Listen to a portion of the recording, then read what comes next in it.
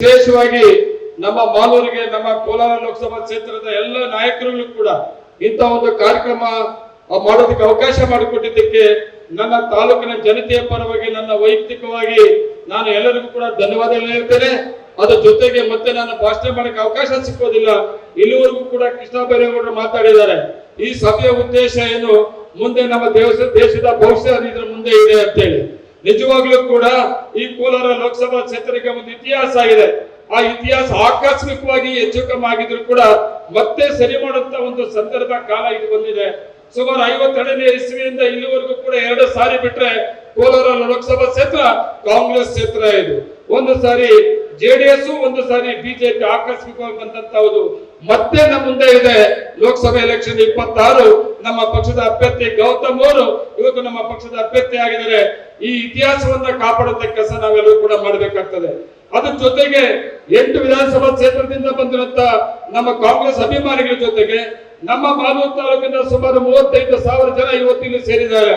ನಾನು ನಿಮ್ಮನ್ನೆಲ್ಲರೂ ಕೂಡ ವಿನಂತಿಸಿಕೊಳ್ತೇನೆ, ಇಂಥ ಒಂದು ಅವಕಾಶವನ್ನ ನಮ್ಮ ರಾಜ್ಯ ನಾಯಕರು ಮಾಲೂರಲ್ಲಿ ಕಾರ್ಯಕ್ರಮ ಮಾಡಕ್ ಕೊಟ್ಟಿದ್ದಾರೆ. ಇಲ್ಲಿ ಒಂದು ಕೊರೆ ಇದೆ, ನನಗೂ ಇದೆ, ನಮ್ಮ ನಾಯಕರಿಗೂ ಕೂಡ ಭಯ ಇದೆ.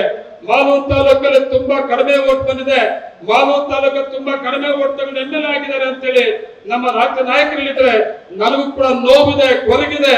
ನಾನು ಯಾಕೆ ಇಷ್ಟೊಂದು ಕಡಿಮೆ ಓಟಲ್ಲಿ MLA ಆಗಿದೆ? ಸ್ಥಳೀಯ, ನಾನು ಇಲ್ಲಿ ಹುಟ್ಟಿ ಇಲ್ಲಿ ಬೆಳೆದು ತುಂಬಾ ಕೆಳಹಂತದಿಂದ 86ನೇ ಇಸ್ವಿ ಮಂಡಲ ಪಂಚಾಯತಿ ಮೆಂಬರ್ ಇಂದ, ಗ್ರಾಮ ಪಂಚಾಯತ್ ಚೇರ್ಮನ್ ಇಂದ, ತಾಲೂಕ್ ಪಂಚಾಯತ್ ಇಂದ, ಜಿಲ್ಲಾ ಪಂಚಾಯತ್ ಇಂದ ಎಲ್ಲ ಅವಕಾಶ ಮಾಡಿಕೊಟ್ಟಿದ್ದು ನನ್ನ ತಾಲೂಕಿನ ಜನತೆ.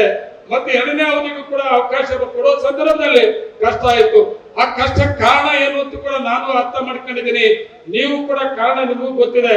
ಆದ್ರೆ ರಾಜ್ಯ ನಾಯಕರುಗಳಿಗೆ ಒಂದು ಅನುಮಾನ ಏನಿದೆ ಮಾಲೂರು ತಾಲೂಕು ಅಂತೇಳಿ, ನಾನು ನಿಮ್ಮ ಒಂದು ನಂಬಿಕೆ ಮೇಲೆ, ನಿಮ್ಮ ಒಂದು ಧೈರ್ಯದ ಮೇಲೆ ನನ್ನ ರಾಜ್ಯ ನಾಯಕರು ಒಂದು ಮಾತು ಕೊಟ್ಟಿದ್ದೇನೆ. ಕರ್ನಾಟಕ ರಾಜ್ಯದಲ್ಲಿ ಕಾಂಗ್ರೆಸ್ ಸರ್ಕಾರ ಇದೆ. ಕಷ್ಟನೋ ಏನೋ ಸುಖನೋ, ಕರ್ನಾಟಕ ರಾಜ್ಯದಲ್ಲಿ ಕಾಂಗ್ರೆಸ್ ಸರ್ಕಾರದಲ್ಲಿ ಕಡಿಮೆ ಮತಗಳಾದ್ರೂ ಕೂಡ ಕಾಂಗ್ರೆಸ್ ಶಾಸಕರಿದ್ದಾರೆ. ನನ್ನ ತಾಲೂಕಿನ ಅಭಿವೃದ್ಧಿಗೆ ವಿಶೇಷವಾದ ಒಂದು ಅವಕಾಶ ಸಿಕ್ಕಿದೆ. 5 ವರ್ಷದಲ್ಲಿ ಬಿಜೆಪಿ ನೋವು ತಿಂದಿದ್ದು ಒಂದು ರಸ್ತೆ ಗುಳಿ ಬಿದ್ದರೆ ಆ ಗುಳಿ ಮುಚ್ಚಾಕಕ್ಕೆ ಅವಕಾಶ ಕೊಡಲಿಲ್ಲ. ಆದ್ರೆ ಇವತ್ತು ಕಾಂಗ್ರೆಸ್ ಸರ್ಕಾರ, ಕಾಂಗ್ರೆಸ್ನ ಶಾಸಕ, ನಾನೊಂದು ಮಾತು ಕೊಟ್ಟಿದ್ದೇನೆ, ನನ್ನ ತಾಲೂಕಿಂದ 8 ವಿಧಾನಸಭಾ ಕ್ಷೇತ್ರದಲ್ಲಿ ಏನ್ ಲೀಡ್ ಕೊಡ್ತಾರೆ. ನಾನು ಕಡಿಮೆ ಓಟಲ್ಲಿ ನನಗೆ ಗೆದ್ದಿದ್ರು ಕೂಡ, MLA ಆಗಿದ್ರು ಕೂಡ 8 ವಿಧಾನಸಭಾ ಕ್ಷೇತ್ರಗಳಲ್ಲಿ ಕೊಟ್ಟಂತ ಮತ ಅದಕ್ಕಿಂತ ಹೆಚ್ಚಿಗೆ ನನ್ನ ತಾಲೂಕಿನ ಜನತೆ ಈ ಕಾಂಗ್ರೆಸ್ ಪಕ್ಷದ ಪರವಾಗಿ ಮುಂದಿನ ಸರ್ಕಾರ, ನಮ್ಮ ಕಾಂಗ್ರೆಸ್ ಸರ್ಕಾರದ ಅಭಿವೃದ್ಧಿಗೆ ಮತ್ತೆ ವಿಶೇಷವಾಗಿ 5 ನಮ್ಮ ಸರ್ಕಾರ ಕೊಟ್ಟಂತ ಕಾರ್ಯಕ್ರಮ, ಗ್ಯಾರಂಟಿ ಕಾರ್ಯಕ್ರಮ ಪರವಾಗಿ ನಾನೊಂದು ನಂಬಿಕೆ ಮಾತನ್ನು ಕೊಡ್ತಾ ಇದ್ದೇನೆ. ನನ್ನ ಮಾಲೂರು ವಿಧಾನಸಭಾ ಕ್ಷೇತ್ರದಲ್ಲಿ ಅತಿ ಹೆಚ್ಚಿಗೆ ಲೀಡ್ ಅನ್ನ ಕೊಡ್ತೇನೆ ಅಂತೇಳಿ ನಿಮ್ಮನ್ನೆಲ್ಲರೂ ಕೂಡ ಕೈ ಮುಗಿದು ಕೇಳಿಕೊಂಡೇನೆ. ನನ್ನ ನೋವನ್ನ ನೀವು ಸರಿ ಮಾಡಬೇಕು, ನಾನು ಪ್ರತಿ ದಿವಸ ನಿಮ್ಮ ಜೊತೆಲಿ ಇರ್ತೇನೆ ಅಂತೇಳಿ ಈ ಸಂದರ್ಭದಲ್ಲಿ ವಿಶೇಷವಾಗಿ ಸುಮಾರು ಲಕ್ಷಾಂತರ ಜನ ಇವತ್ತು ಮಾಲೂರು ತಾಲೂಕಲ್ಲಿ ಈ ಜಾಗದಲ್ಲಿ ಸೇರಿದ್ದಾರೆ. ಒಂದು ಇತಿಹಾಸ ಇದೆ, ಒಂದು ನೆನಪು ಮಾಡ್ಬಿಡ್ತೀನಿ. ನಾನು 2018ರಲ್ಲಿ ನಾನು ಶಾಸಕರಾಗಬೇಕು ಅಂತ ಹೊರಟಾಗ 15 ವರ್ಷ ಆಗಿತ್ತು ಮಾಲೂರು ತಾಲೂಕಲ್ಲಿ ಕಾಂಗ್ರೆಸ್ ಶಾಸಕರು ಇರಲಿಲ್ಲ. ಅಂತ ಸಂದರ್ಭದಲ್ಲಿ ಕಾಂಗ್ರೆಸ್ ಪಕ್ಷ ನನ್ನನ್ನು ಕರೆದು ಪಕ್ಷವನ್ನ ಕಟ್ಟುವಂತ ಜವಾಬ್ದಾರಿ ಕೊಟ್ಟ ಮೇಲೆ 2.5 ವರ್ಷ ಹೋರಾಟ ಮಾಡಿದೆ. 15 ವರ್ಷ ಆದ್ಮೇಲೆ ಕಾಂಗ್ರೆಸ್ ಶಾಸಕ ಗೆಲ್ಬೇಕಾದ್ರೆ ಇದೇ ರಾಹುಲ್ ಗಾಂಧೀಜಿಯವರು ಮಾಲೂರು ಬಂದು ನನ್ನ ಪರವಾಗಿ ನಂಜೇಗೌಡರನ್ನ, ಕಾಂಗ್ರೆಸ್ ಅಭ್ಯರ್ಥಿ ನಂಜೇಗೌಡರನ್ನ ಗೆಲ್ಲಿಸಬೇಕು ಅಂತ ಹೇಳಿ ಮಾಲೂರು ಪ್ರಚಾರಕ್ಕೆ ಬಂದಿದ್ರು. ಅಲ್ಲೇ ಸ್ಟಾರ್ಟ್ ಆಯ್ತು. ಅವ್ರು ಬಂದು ಹೋದ್ಮೇಲೆ ಕಾಂಗ್ರೆಸ್ನ ಶಾಸಕರು 15 ವರ್ಷ ಆದ್ಮೇಲೆ ಗೆದ್ದು. ಅದೇ ರೀತಿ ಇವತ್ತು ಲೋಕಸಭಾ ಕ್ಷೇತ್ರ, ಕೋಲಾರ ಲೋಕಸಭಾ ಕ್ಷೇತ್ರ ಆಕಸ್ಮಿಕವಾಗಿ ಹೋಗಿರಬಹುದು. ಆದರೆ ರಾಹುಲ್ ಗಾಂಧೀಜಿಯವರು ಈ ಮಾಲೂರು ಮಣ್ಣು ತುಳಿತಾ ಇದ್ದಾರೆ. ನಮ್ಮ ಕಾಂಗ್ರೆಸ್ ಅಭ್ಯರ್ಥಿ ಗೌತಮ್ ಪರವಾಗಿ ಬರ್ತಾ ಇದ್ದಾರೆ.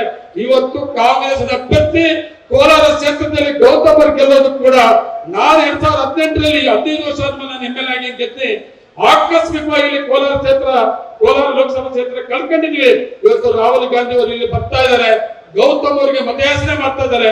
ಮತ್ತೆ ಪ್ರಾರಂಭ ಆಗ್ತದೆ ಕಾಂಗ್ರೆಸ್ಸಿನ ಮತ್ತೆ ಕಾಂಗ್ರೆಸ್ನ ಅಭ್ಯರ್ಥಿ ನಮ್ಮ ಗೌತಮ್ ಅವರು ಗೆಲ್ತಾರೆ.